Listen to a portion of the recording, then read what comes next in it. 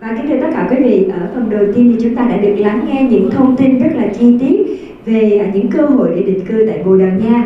Và với những thông tin vừa rồi, Hồng Hạnh nghĩ là quý vị sẽ còn rất nhiều những thắc mắc liên quan đến những vấn đề về Golden Visa. Và ngay bây giờ sẽ là thời gian để cho tất cả quý vị có thể trao đổi và cùng với các chuyên gia của chúng tôi giải đáp tất cả các thắc mắc mà các nhà đầu tư còn băn khoăn về chương trình Golden Visa cũng như là quỹ đầu tư Nest.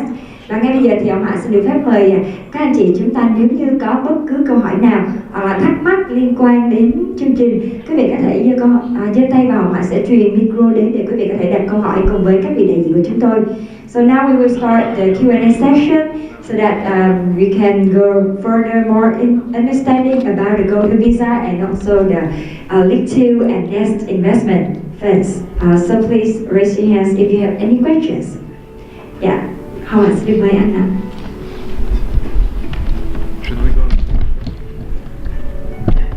Yeah.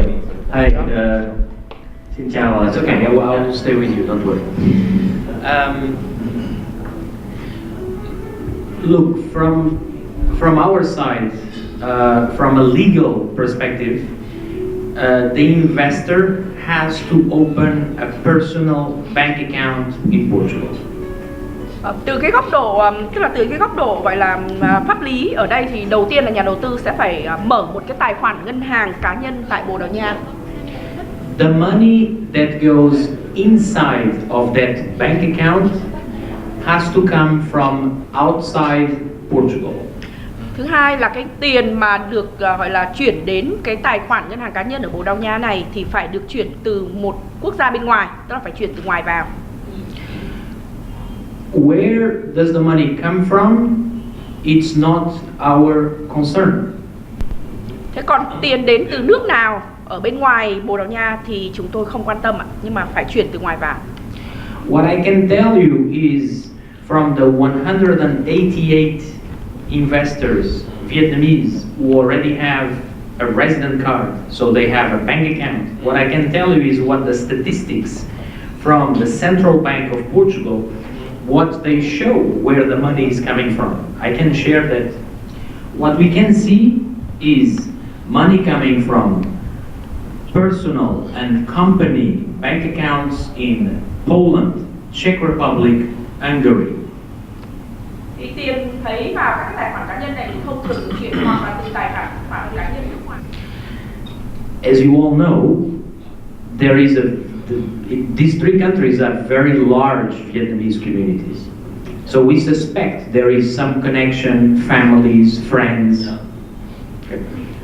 Thực ra thì chúng ta đều biết là ở các nước Đông Âu này thì có cái cộng đồng người Việt khá là đông, vì vậy nên chúng tôi nghĩ ở đây thì chúng tôi nghĩ rằng là tiền đây thường là sẽ chuyển qua cái nguồn của gia đình hoặc bạn bè và đi từ các quốc gia thuộc châu Âu, Đông Âu cũng là Séc đấy, mấy nước Séc, Ba Lan, Hungary. Thank you for the question.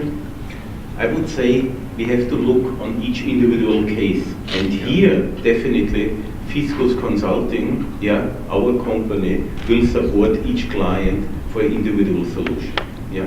Và cũng để trả lời gọi là tổng quan về cái câu hỏi này, thực ra là chúng ta sẽ phải xem từng cái trường hợp cụ thể một.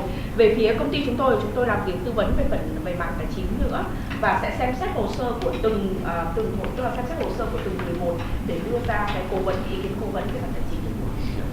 The next question. So the next one is in case as a client want to change their mind to other program, is there any possibility to withdraw the investment or to sell to other investors? Are you going to help with that? I can give you the government answer. Rather than sell the property or your investment, it's a free country, you can do that. Trước tiên là trả lời từ góc độ chính phủ ạ. Thì nói chung là Bồ Đào Nha là một quốc gia tự do, cho nên là không ai bắt chúng ta làm cái gì cả. Chúng ta không ưng đầu tư nữa, muốn hủy cái visa thì ta cứ hủy, và chúng ta có đầu tư tài sản rồi, bây giờ muốn bán thì chúng ta cứ bán thôi. Hoặc là đầu tư qua quỹ thì cứ bán cái khoản đầu tư của mình thôi, không vấn đề gì. The fund investments are always free transfer. Next week, you may change your mind, and then we can sell your shares to any investor. Or you can decide to transfer to your family or to your friend anytime. These are cash generating assets, so every year there is a 3 to 5% cash flow plus an upside after 6 years. So which means if you stay with us, at the end of the 6th year it will be sold, the whole portfolio, and you capital back. We target to have 350,000 euro plus 150,000 euro profit distributed to the whole. So at any time you may sell, and we will put on your shares to the investors all around. And of course, it will be decided depending on how much demand there is. So it's a market price based transfer. Về góc nhìn của quỹ ở đây thì là đây là một cái khoản đầu tư thông qua một quỹ từ đầu tư gián tiếp, và cái khoản đầu tư này có thể được chuyển giao tự do, không vấn đề gì cả. Để chúng ta hình dung nó cũng giống như là bình thường mình đầu tư vào cổ phiếu thôi, ở đây là cổ phiếu quỹ. Thì cái dạng đầu tư vào một cái quỹ mà đầu tư vào tài sản thương mại như này thì nó sẽ tạo ra dòng tiền. Ở đây dự kiến dòng tiền là từ 3 đến 5 năm. Quỹ này sẽ hoạt động trong vòng 6 năm. Như vậy nếu mà trong cái quá trình mà chúng ta gọi là đầu tư vào quỹ mà vì lý do nào đó chúng ta thay đổi, chúng ta muốn chuyển nhượng thì chúng ta sẽ phải tìm người mua. Và cái giá lấy sẽ là giá thương lượng theo nhu cầu mua bán trên thị trường, đó là giá thị trường. Chúng ta cũng có thể chuyển nhượng theo kiểu là chuyển nhượng cho bạn bè hoặc thành viên trong gia đình. Còn về mặt bản chất cái này là nếu đầu tư vào quỹ và chúng ta duy trì khoản đầu tư đến hết thời gian hoạt động của quỹ là 6 năm, thì sau đấy cái mục tiêu sẽ là bán toàn bộ danh mục đầu tư của quỹ và thu hồi lại vốn đầu tư ban đầu. Bắt đầu chúng ta đầu tư 350.000 thì thực ra cái mục tiêu ở đây là sau 6 năm thì giá vốn thì nó sẽ có cái tăng vốn, tức là tăng giá trị của vốn đầu tư ban đầu, và mong muốn ở đây là được thêm 150.000 nữa và phân phối lại ngược cho các nhà đầu tư. Nếu như đấy thì tức là nó vẫn nguyên tắc là đầu tư vào cổ phiếu quỹ thôi. Yes, thank you. The third one is, I understand that's for the main applicant and for spouse and for children, and any possibility for the parents, because and plus, in addition for that is medical care. Câu đầu visa này thì thông thường thì ta nói đây sẽ là vợ chồng và con cái có khả năng có thể gọi là trong một cái đơn có thêm cha mẹ được không? Cái thứ hai đó là vấn đề về y tế, bảo hiểm y tế và dịch vụ y tế dành cho những người có thẻ cư trú. I will answer you directly, but let me give you the framework of why this program was created and what are the intentions of my government and my society. Okay? Tôi sẽ trả lời ý thẳng cái câu hỏi của anh, nhưng ngoài ra thì cũng muốn giới thiệu một chút về cái thực ra đó là cái mang tính chất là khuôn khổ chung.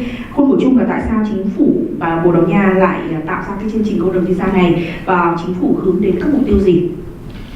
In Vietnam, your population is growing and very young. In Portugal, it's decreasing and we are not that young. Thực ra đầu tiên là ta so sánh ở đây Việt Nam dân số rất đông và thứ hai là dân số rất trẻ. Dân số Việt Nam rất lớn và gia tăng rất nhanh và là dân số trẻ. Ngược lại Bồ Đào Nha thì dân số hiện nay đang suy giảm và tuổi thọ trung bình là cao. So we have the need for immigration. Immigration comes in two forms. One form, workers. Second form, investors, business people. Vì vậy thực sự là về mặt quốc gia là chúng tôi cần có người nhập cư, và đây nhập cư thì sẽ theo hai con đường chính. Một là những người lao động nhập cư và thứ hai là các nhà đầu tư hoặc các nhà kinh doanh. Workers.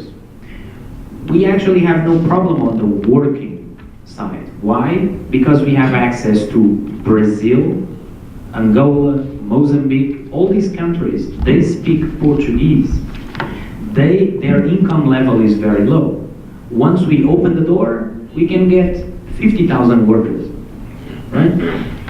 Về vấn đề người lao động nhập cư thì thực ra Bồ Đào Nha không có vấn đề gì trong việc thu hút người lao động nhập cư, bởi vì Bồ Đào Nha trước đây là đế quốc và có các thuộc địa, các cựu thuộc địa là Brazil, Angola và Mozambique. Như vậy chỉ cần mở cửa, nới lỏng chính sách về người lao động nhập cư là có thể có hàng chục ngàn ngay lập tức người lao động nhập cư trẻ khỏe đến từ các quốc gia như Brazil, Angola và Mozambique. Các quốc gia này họ nói tiếng Bồ Đào Nha rất thuận tiện, lao động rẻ, và bên đấy các nước đều là các nước thu nhập thấp cả. Investors. This program is for investors, people with money, ideas, energy, willingness to participate and do something. Nhưng mà cái chương trình mà dành cho các nhà đầu tư thì cái mục tiêu hướng đến đối tượng là hoàn toàn khác. Chúng tôi hướng đến những nhà đầu tư những người làm kinh doanh có tiền đầu tư là một, thứ hai là quan trọng là họ có các ý tưởng, các kinh nghiệm kinh doanh và họ có cái năng lượng mới để có thể đem đến đất nước. We know very well that you make a very simple investment and you get a resident card. And that's it. But because you have to come to Portugal 7 days per year on average, you are not going to stay in your hotel room for 7 days. Thực ra thì đối với các nhà đầu tư thì ban đầu ý tưởng khá là đơn giản, tức là chúng ta đầu tư một khoản tiền để chúng ta có cái visa và có cái thẻ cư trú để sang Bồ Đào Nha. Nhưng mà xét từ khía cạnh gọi là nền kinh tế và quốc gia thì nó lại có cái tác động theo kiểu khác nữa, là ta sang đấy mỗi năm bắt buộc là 7 ngày và về mặt nguyên tắc 7 ngày những người làm kinh doanh không bao giờ ở trong phòng khách sạn không, chắc chắn là sẽ phải ra ngoài và tìm kiếm cơ hội. So you will have business ideas. And after 1 year, 2 years, 3 years, you will implement 1 or 2 or 3 of those ideas. When you implement them, we can tax those ideas. Thực ra người làm kinh doanh thì sẽ luôn luôn khoảng 1, 2, 3 ý tưởng ban đầu. Sau thời gian 1, 2, 3 năm nó sẽ có khả năng trở thành hiện thực. Và nếu như có kinh doanh, có thu nhập thì nhà nước sẽ thu thuế trên thu nhập. So, your question. This program is for investors. We know that the investor is married. We know that most probably you have children. We know that most probably your parents are still alive. So, of course, we want to give resident cards to all your family, so you, the investor, you feel comfortable. Thực ra thì cái chương trình này là chương trình hướng đến nhà đầu tư, các nhà kinh doanh. Chắc chắn về mặt gọi là xác suất thì các nhà đầu tư thường và kinh doanh là sẽ có gia đình, có vợ con và con còn đang tuổi học chẳng hạn, và bố mẹ của mình. Như vậy muốn thu hút các nhà đầu tư thì đương nhiên là chúng tôi sẽ cấp cái gọi là visa và cho visa cư trú cho người thân trong gia đình. You can have spouse, children, parents, spouses, parents. Như vậy về mặt nguyên tắc một người đứng đơn là nhà đầu tư thì có thể xin cấp visa cho những người thân của mình, bao gồm vợ, chồng, con cái, bố mẹ này và bố mẹ vợ chồng. What are the rules for spouses? Very simple. You just have to prove you are indeed the husband or the wife of the investor. Về mặt gọi là hồ sơ để chứng minh góp cái pháp lý thì đối với vợ chồng thì sẽ phải có giấy tờ để chứng minh về quan hệ vợ chồng. What are the rules for the children? There's only 3 rules. They have to be single, studying, financially dependent on the parents. Về nguyên tắc đối với con thì sao ạ? Thứ nhất là con thì phải độc thân, tức là con cái chưa được có vợ có chồng. Thứ hai là đang học và thứ ba là phụ thuộc về mặt tài chính đối với người đứng đơn. There is no age limit. Cái ưu điểm ở đây là không có giới hạn về tuổi của con. There are no education requirements. Cũng không có yêu cầu về trình độ giáo dục của con cái. We know as a country, of course this is a risk, but we have done our calculations and we are willing to take the risk because there are children that will actually come to Portugal and actually study there for 1 or 2 years, and those will become the perfect Portuguese citizens after 5 years because they know the culture very well. And they will become our own little ambassadors throughout the world, even if they never lived in Portugal for the rest of their lives. Thực ra thì thế này ạ, tất nhiên là sẽ có những cái rủi ro nhất định đối với cả những người đi theo của mình trong một cái hồ sơ, nhưng chúng tôi cũng đã có làm nghiên cứu và tính toán, và đây là một rủi ro được tính toán và kiểm soát. Chính là các ứng viên tuyệt vời được trở thành công dân của Bồ Đào Nha. Các bạn trẻ đấy sẽ là đại sứ để giới thiệu Bồ Đào Nha ra thế giới. Có thể là mặc dù họ không bao giờ thực sự là ở bên Bồ Đào Nha cả. Finally, what are the rules for the parents? Again, no age limit. They can be very young or very old. Về cha mẹ cũng không có cái giới hạn về tuổi đối với cha mẹ có thể trẻ hoặc già, cái đấy không có vấn đề gì.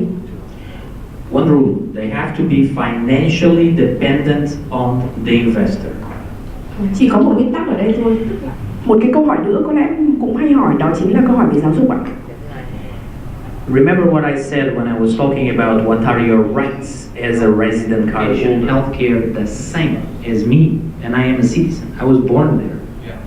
Và về mặt gọi là các quyền lợi của những nhà đầu tư có thể định cư ở đây thì tôi có nói trong bài trình bày là chỉ có 2 điểm khác biệt thôi. Một là không được bỏ phiếu trong các cuộc bầu cử tham gia chính trị, và thứ hai là không bị gọi đi quân dịch, gọi đi nghĩa vụ quân sự, thế thôi. Còn tất cả các quyền lợi khác thì như công dân, như chính tôi là người sinh ra lớn lên và có quyền công dân của Bồ Đào Nha, bao gồm đây các quyền lợi về giáo dục và y tế.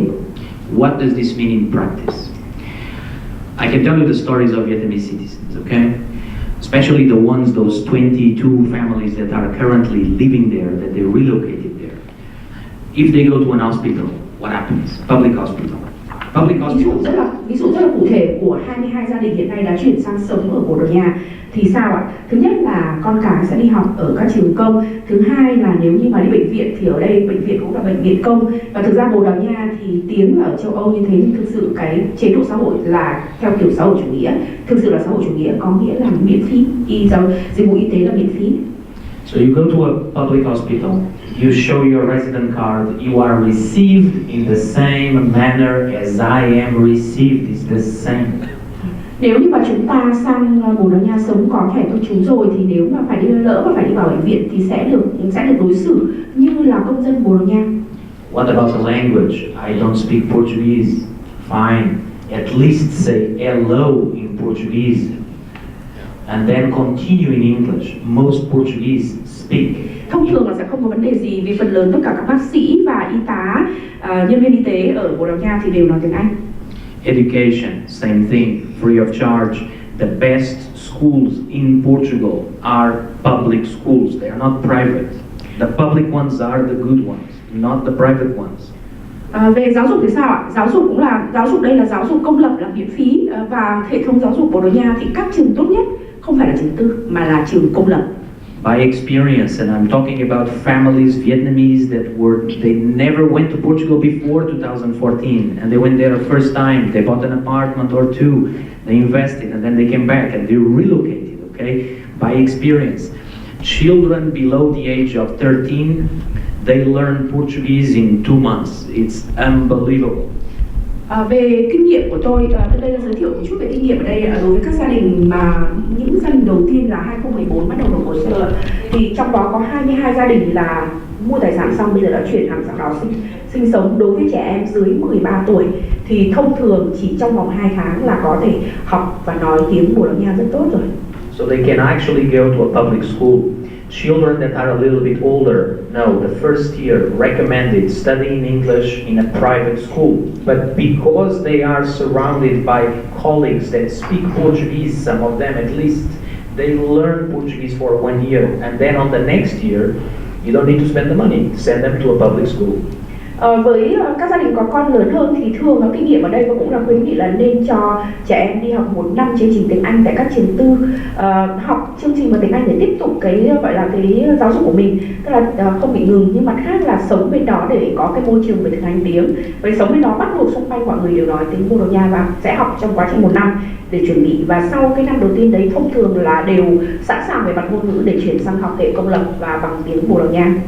So you are free to do whatever you want. Like, it's a free country. You don't need to prove anything. You are talking about proving, transferring from Portugal to another country? Yes, no problem. Yes, after 6 years or anytime you sell the certificate, you get the money back to your account. And what you need to prove to transferring out. You don't need to prove anything. You just transfer the money. Câu hỏi là nếu mà sau 6 năm kết thúc gọi là đóng quỹ rồi có tiền trả lại vào tài khoản cá nhân, tôi chuyển tiền đi ra nước khác từ Bồ Đào Nha đi nước khác thì sao ạ? Thì câu trả lời đơn giản ở đây là Bồ Đào Nha là đất nước tự do ạ, không cần phải chứng minh về chuyện nguồn gốc gì cả, mà muốn chuyển đi đâu thì chuyển. Tất nhiên sẽ có thêm ý kiến tư vấn của bên công ty tư vấn ạ. My background is 30 years in banking, yeah, and I came from Europe, so I'm a European. And in European Union, it's like that. When you have once the money at the bank, you can transfer it everywhere. Once in a bank, no problem. It's free to transfer anywhere. Tôi xin được trả lời câu hỏi này vì tôi có kinh nghiệm 30 năm làm trong ngành ngân hàng và tôi là công dân của châu Âu. Thì cái quy định về quản lý của châu Âu là nếu như tiền mà đã vào tài khoản của mình rồi thì mình có quyền chuyển tiền đó thông qua hệ thống ngân hàng đến bất kỳ đâu. I can ask another question, kind of a segue on that. If you buy property, is it your property? Yes, it's your property. It belongs to you. It does not belong to the government. I also get sometimes this question, but usually in Hanoi, nothing actually. Cái vấn đề nữa liên quan đến sở hữu tài sản ạ. Tức là nếu như ta đã mua tài sản rồi, mua một bất động sản, một tài sản ở bên Bồ Đào Nha thì tài sản đấy là tài sản tư nhân, không phải là gọi là đất là sở hữu toàn dân. Ý nói vậy nhiều khi ở Hà Nội nói là nhà thì ta được ở những đất sở hữu toàn dân hay là sở hữu nhà nước. Đây là sở hữu tư nhân. So I Hà Nội hay hỏi nó hay no. I just want to add something because I travel a lot, and a lot of times I'm being asked about this question. As soon as I'm out of Europe, this is a question. Thực ra thì tôi cũng xin phép để đóng góp thêm vào, tại vì là tôi thì cũng hay đi, tức là hay đi lại các nơi ở châu Âu và tôi hay được nghe cái câu hỏi này. I have never been asked to justify where I spend my money and where my money goes. This is not even. I was born and grew up, and this was never even a question or a problem. It doesn't exist for us. Thực ra thì đối với một công dân ở châu Âu thì sống và làm việc và đi lại ở các nơi ở châu Âu thì tôi chưa bao giờ phải chứng minh xem là tiền trong tài khoản của mình là nếu nó vào tài khoản là đến từ nguồn nào và tôi phải chứng minh hay là đưa ra bằng chứng để có thể chuyển tiền đi đâu, chưa bao giờ có. Yeah.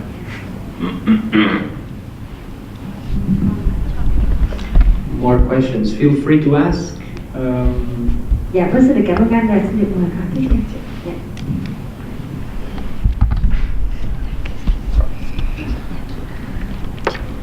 So, would you please explain more about how will you deal with my fund with the money that I transfer for you? For example, for the project or real estate that you will invest.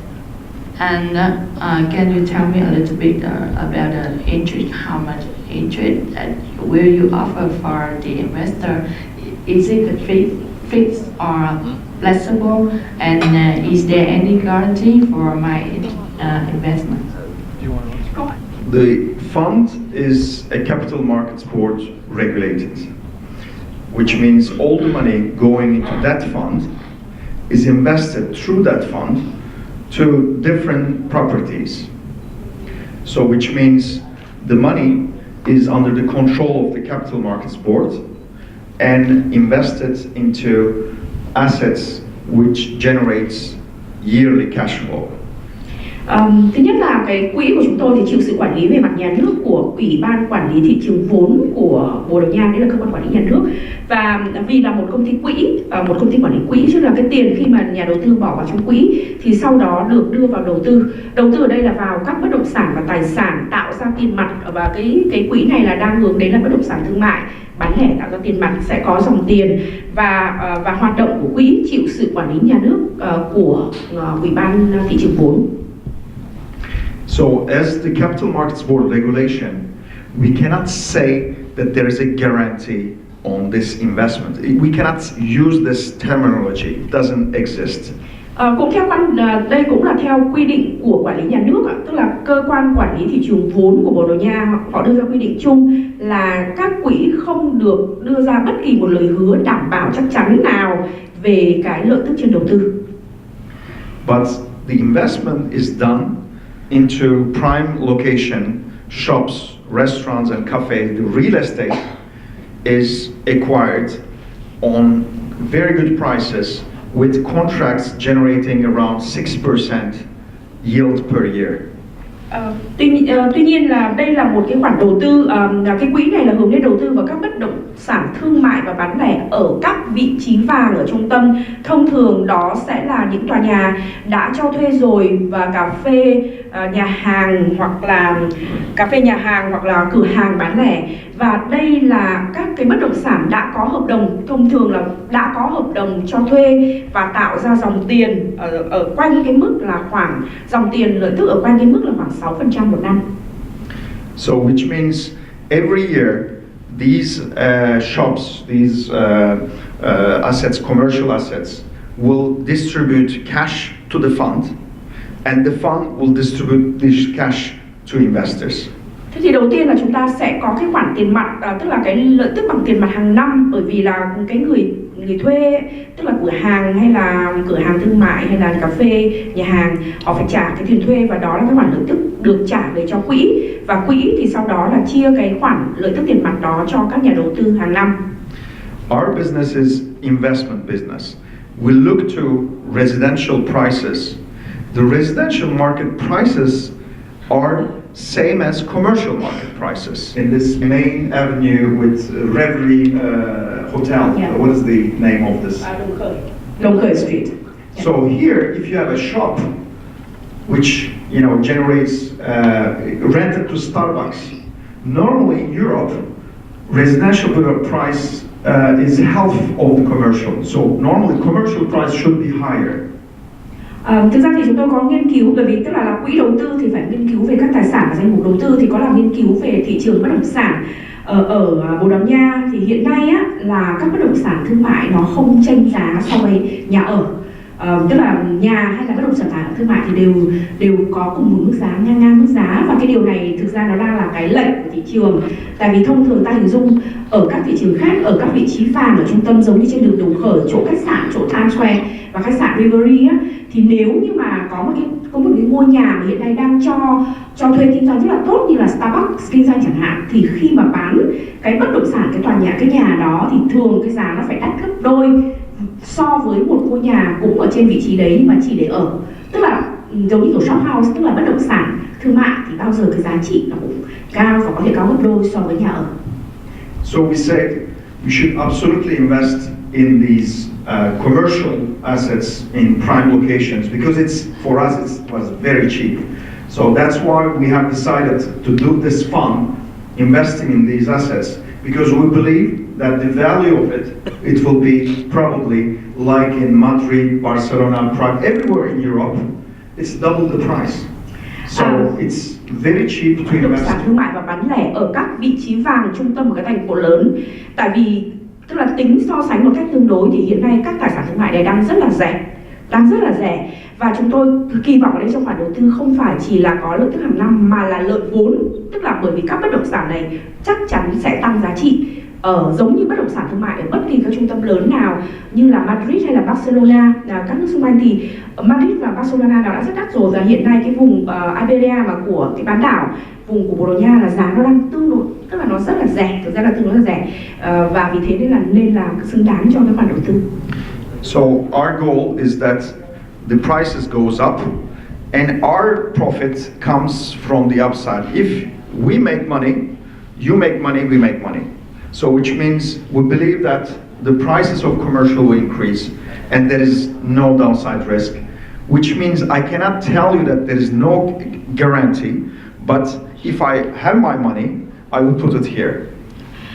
Thực ra thế này ạ, tức là nói tóm lại là mặc dù là về mặt nguyên tắc chúng tôi không được hứa, nhưng mà chúng tôi tin rằng đầu tư vào bất động sản thương mại ở các vị trí gọi là vị trí tốt, vị trí vàng sẽ rất là tốt nhìn từ góc độ đầu tư, vì nó có cái tiềm năng về gia tăng lợi vốn, tức là đây là lợi trên tài sản vì giá trị tài sản sẽ tăng giá theo thời gian, tức là do chúng ta mua hiện nay đang mua với giá thấp so với bình quân ở trên thị trường.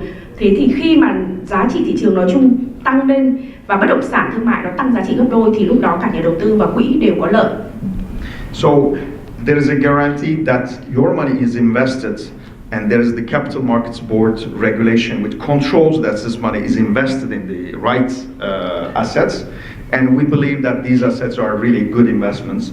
So that means we expect that every year there will be more than 3%, probably 5 to 6% distribution every year, plus an upside when we sell in 6 years the whole portfolio.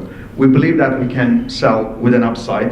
Then it's easy to make 10% euro return net of taxes in the next 6 years. Thực ra thì thế này ạ, tức là gọi là góc độ về đảm bảo ạ, thì thứ nhất là vấn đề khoản đầu tư của chúng ta sẽ được quản lý qua kênh quản lý nhà nước là ủy ban thị trường vốn của Bồ Đào Nha, để đảm bảo khoản đầu tư này là minh bạch rõ ràng và đầu tư vào đúng mục đích. Mục đích của quỹ là đầu tư vào các bất động sản thương mại ở các khu vực trung tâm. Về phía quỹ, chúng tôi tin rằng đây là một cái khoản đầu tư tốt và có lợi, bởi vì thứ nhất là bất động sản thương mại thì sẽ tạo ra dòng tiền, tức là có thể tạo ra dòng tiền chia hàng năm, lợi tức hàng năm là khoảng từ 3% trở lên, nhưng hy vọng nó sẽ ở mức 5-6%. Nhưng quan trọng hơn nữa là sau 6 năm khi đóng quỹ, toàn bộ danh mục đầu tư, tức là các bất động sản thương mại này sẽ được bán đi, và chúng ta kỳ vọng ở đây là lợi vốn. Cái mấu chốt ở đây là lợi vốn, vì bất động sản thương mại sẽ gia tăng giá trị, và lúc đó thì chúng tôi kỳ vọng là sẽ có khoản lợi tức nữa là 10%, và cái này miễn thuế. I'm so grateful for this question, because from my point of view, it was the most important question of the day. Because what we want a golden visa, but we don't want to lose our money, and we want to have also a revenue out of it. Yeah. Thực ra thì tôi nghĩ rằng đây là rất là cảm ơn bạn đã đặt câu hỏi này, vì đây là câu hỏi rất là quan trọng đối với chúng ta, những nhà đầu tư. Chúng ta muốn, thực ra là chúng ta muốn cái gì ạ? Là chúng ta muốn có được golden visa, visa định cư. Chúng ta muốn là có được một khoản đầu tư được bảo vệ, và chúng ta muốn có được lợi tức trên cái khoản đầu tư của mình. And Miss Tin and myself, we are coming from the banking area, and we are living already. Miss Tin is living longer than me in Vietnam, but I'm living here 7 years. Thực ra thì cả chị Tiên và tôi thì trước khi làm tư vấn này chúng tôi đều làm trong ngành ngân hàng. Tất nhiên là chị Tiên là một tháng giờ ở Việt Nam rồi, còn tôi đã sang Việt Nam được 7 năm. My intention is to stay in Vietnam. I have moved everything here because I like the country. Thực ra thì dự kiến của tôi là cũng sẽ sống lâu dài Việt Nam, chuyển hết tất cả sang Việt Nam rồi. So you can imagine, I don't want to lose my reputation in this country. Thế cho nên là các bạn cũng biết là nếu một khi đã quyết định ở làm ăn lâu dài ở Việt Nam thì tất nhiên là không muốn đánh mất cái uy tín kinh doanh của mình ở Việt Nam. And since I'm coming from banking area, I'm a very careful person. I wanted to enter this business already 2 years, but I couldn't find a partner which convinced me that he has the right things to offer for the potential clients like you. Thực ra thì tôi cũng làm trong lĩnh vực tư vấn này được khoảng 2 năm rồi, nhưng mà đây là trước giờ chưa bao giờ tìm được một cái đối tác nào mà thực sự là đưa ra được cái gọi là cái đề xuất về đầu tư nó tốt và đáng thuyết phục, tức là rất là thuyết phục, như là cái danh mục đầu tư lần này, cái cơ hội đầu tư lần này. Now what convinced me to enter this cooperation? Thực ra thì trước giờ khi mà tìm các đối tác ở bên kia, tìm đối tác thì chúng tôi cũng đặt một loạt các câu hỏi giống nhau thôi, và rất là nhiều câu hỏi để tìm hiểu, và với đối tác này cũng là như vậy. Và xin được chia sẻ với các bạn là lý do tại sao tôi lại cảm thấy rất là thuyết phục với cái chương trình đầu tư này. On the personal side, what convinced me was here, Mr. Consul, because he recommended me this company, so that was a big plus for me. Thực ra từ gọi là góc độ cá nhân á, thì đầu tiên là có tổng lãnh sự Alfonso ở đây là người đã trực tiếp giới thiệu cái công ty và quỹ này cho tôi, và tôi tức là có được cái lời giới thiệu mang tính chất cá nhân từ một người tôi tin cậy. The second point what convinced me, maybe this was not said today, but Optilon Group and these gentlemen are representing this. They can offer you even two solutions. They can offer you the investment fund, but also the direct investment into an apartment what you are owning. Cách thứ hai nữa là Optilon, mà đại diện đây có 2 đại diện đã đến và giới thiệu cùng với chúng ta, thì họ có thể hỗ trợ chúng ta về thực ra về cơ bản là 2 lựa chọn đầu tư. Một là lựa chọn đầu tư gián tiếp thông qua quỹ, tức là chúng ta bỏ tiền vào quỹ để quỹ đi đầu tư dùng, và trường hợp thứ hai là họ có thể cố vấn cho chúng ta để đầu tư trực tiếp, tức là tự ta mua bất động sản. So they can offer you both. But why we have chosen today the investment fund, and here comes the banker out, and maybe I prefer the investment fund solution. I will tell you why. Thế nhưng mà bữa nay nói thật cái này, tức là bữa nay thì chúng tôi đã chỉ giới thiệu cái phương án đầu tư thông qua quỹ, và chỗ này là lý do tại sao lại chỉ tập trung vào đầu tư gián tiếp thông qua quỹ thôi, bởi vì tôi đã đưa vào đây cái kinh nghiệm và cái góc nhìn của người làm ngân hàng, và tôi thấy rằng là cái lựa chọn về đầu tư qua quỹ là một lựa chọn tốt. Đây lý do là sao đây? When you are a foreigner somewhere like me in Vietnam, and I had bought here apartments, and I had always troubles in renting it out, caring about it, yeah? And it was always difficult for me. To be honest, I sold all my apartments here. Thực ra thì tôi là một người nước ngoài, khi mà sang sống ở Việt Nam thì tôi trước cũng có mua căn hộ, nhưng mà nói thật là với tư cách là một người nước ngoài thì cái việc mà đi cho thuê căn hộ này, rồi sau đó lại phải coi sóc cái việc cho thuê rồi chăm sóc nhà cửa là một cái việc nó rất là mất thời gian và phiền phức, và thực sự là sau này tôi bán hết rồi. The second reason is you get also very good promises from some hotels that you can invest in a hotel and then they rent it out for you. You have no sorrows. But this I also made in Vietnam, and the revenue was lousy. It was not like they promised. Yeah. Có một cái nữa là các cái dự án theo kiểu là dạng gọi là khách sạn hay là cái dạng mà chỉ timeshare đấy, hoặc là kiểu condo, thì các nhà đầu tư ở đấy thì họ nói rằng là chắc chắn nó sẽ có gọi là lợi tức là như này, nhưng mà trên thực tế thì thường là cái khoản lợi nhuận nó không khác xa so với lời hứa. What I like on the investment fund, you put in your money, you don't have to care about it, you get yearly your revenue, yeah, it's coming, and at the end of the duration, your money is coming back with a revenue as well, yeah. Thế thì cái mà gọi là cái điểm tốt khi mà chúng ta đầu tư vào quỹ là chúng ta không cần phải quan tâm lo lắng về vấn đề quản lý đối với tài sản. Chúng ta có một cái khoản đầu tư được quản lý minh bạch, và sau đó thì hàng năm là chúng ta có cái lợi tức được chia tiền mặt ở trên cái số tiền đầu tư của mình, và cuối kỳ khi đóng quỹ thì chúng ta nhận lại cái tiền vốn và có thể là lợi tức vốn nữa. But now the most important question about the investment fund. I would never invest in a private investment fund because it's not audited, you don't know what is happening there, the people can disappear with your money, and this is a risk. Thế nhưng mà cái cuối cùng cái điểm đấy mấu chốt là vấn đề về đầu tư vào quỹ. Thì thực ra nếu mà nói bình thường ra cá nhân tôi thì tôi sẽ không bao giờ đầu tư vào quỹ đầu tư tư nhân. Lý do là bởi vì là quỹ đầu tư tư nhân mà nếu không được kiểm soát thì thực ra là nó sẽ có cái rủi ro là cái quỹ đầu tư, ông công chủ đấy nhận hết tiền của nhà đầu tư rồi sau một ngày biến mất thì làm sao? But what you can check by yourself, and if you want, we can give you then the links. What is important in this investment fund? It's regulated by the state and by a state company like Links. Yeah, this is an investment company which is really regulated. Thế thì cái quỹ đầu tư In such investment funds, they must be audited every quarter, so you can see audited reports. Yeah, and they are controlled that the people will not disappear with the money. Và công ty và cái công ty quỹ này do nhà nước quản lý, do chịu sự quản lý của nhà nước nên sẽ phải làm báo cáo kiểm toán định kỳ hàng quý. Như thế tức là chúng ta có thể kiểm tra thông qua báo cáo tài chính, báo cáo được kiểm toán hàng quý để xem tình hình kinh doanh, và sẽ không lo ở đấy tức là vấn đề là mấy ông chủ quỹ này biến mất. And what is good, you can check everything by yourself. You can go to internet, you can control everything, and you don't have to believe stories what somebody here will tell you. You can check it by yourself. Vấn đề ở đây là các cái thông tin này là thông tin công khai và minh bạch, có nghĩa là chúng ta có thể tự lên internet và tự kiểm tra chứ không cần phải nghe ai nói, không cần phải tin cái lời nói của người khác.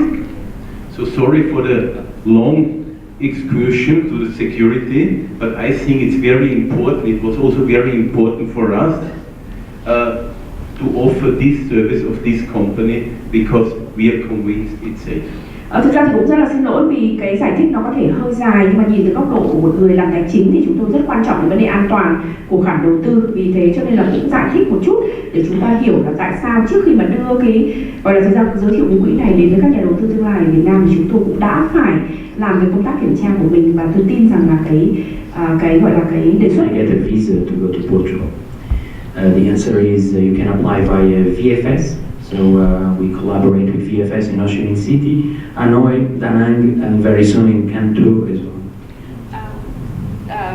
Quý vị có thể là không để ý nhưng mà xin phép được đặt một câu hỏi và tự trả lời. Với đây là câu hỏi cũng thường gặp là nếu bây giờ mà tôi muốn xin visa đi sang Bồ Đào Nha thì xin thế nào ạ?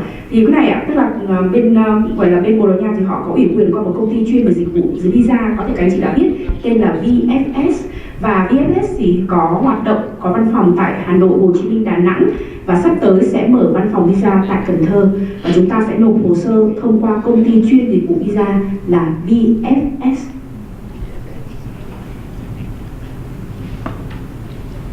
Thank you for your answer, và xin được cảm ơn những câu hỏi của tất cả các anh chị ngày hôm nay. Và thưa tất cả quý vị, vì trong thời lượng của chương trình ngày hôm nay có hạn, Hồng Hạnh cũng biết là quý vị sẽ còn rất nhiều những thắc mắc liên quan là mong muốn có được những thông tin như ngày hôm nay những vị đại diện của chúng tôi đã chia sẻ, thì chúng tôi sẽ gửi những thông tin để quý vị có thể tham khảo được chi tiết hơn qua email của quý vị, cũng như là quý vị có thể đăng ký tư vấn trực tiếp một cùng với các chuyên gia cũng như là luật sư danh tiếng về định cư và đầu tư tại công ty tư vấn là Fiscus Consultancy.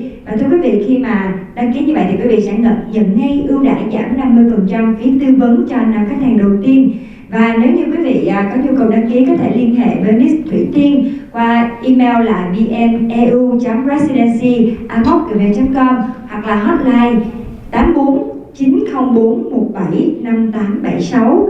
Và mọi thông tin thì chúng tôi cũng có lưu lại trên leaflet mà đã gửi cho quý vị. Và còn ít phút của chương trình còn lại thì mình cũng xin phép là nhờ quý vị sẽ cho những thông tin cũng như là những ý kiến đánh giá của mình về buổi hội thảo ngày hôm nay vào phiếu feedback form mà chúng tôi đã gửi cho quý vị, để chúng tôi có thể thu thập cũng như là làm tốt hơn nữa, cung cấp cho quý vị những thông tin hữu ích hơn cho những buổi hội thảo tiếp theo. Và Hồng Hạnh xin phép là nếu như quý vị nào đã làm xong cái feedback form thì có thể đưa tay để những cô VG của chúng tôi sẽ đến và thu lại ạ. Xin cảm ơn quý vị rất nhiều. So ladies and gentlemen, so in the last few minutes we would like to collect the feedback.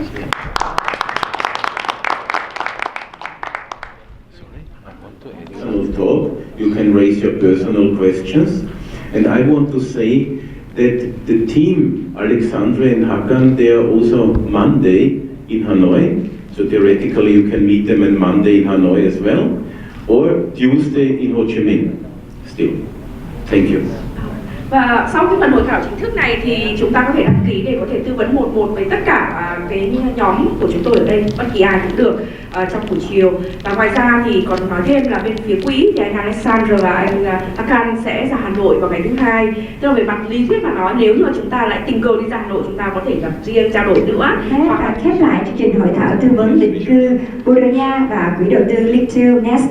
Và xin được một lần nữa cảm ơn tất cả quý vị đã dành thời gian quý báu để đến đây trong một buổi sáng cuối tuần thứ Bảy rất là đẹp trời để cùng lắng nghe những thông tin. Và hy vọng là những thông tin mà ngày hôm nay chúng tôi mang đến cho quý vị giúp cho quý vị có những ý kiến cũng như là những cái nhìn thiết thực hơn về chương trình Golden Visa cũng như là chương trình đầu tư này. Hy vọng là sẽ có cơ hội được làm việc với tất cả quý vị và có những buổi tư vấn của quý vị một trực tiếp trong thời gian sắp tới đây.